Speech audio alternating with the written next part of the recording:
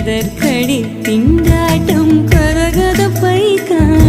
நீராதை இனம்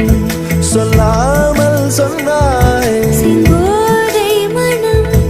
உன் பேச்சில் தந்தாயே உன்னாலே யோசிக்கிறேன்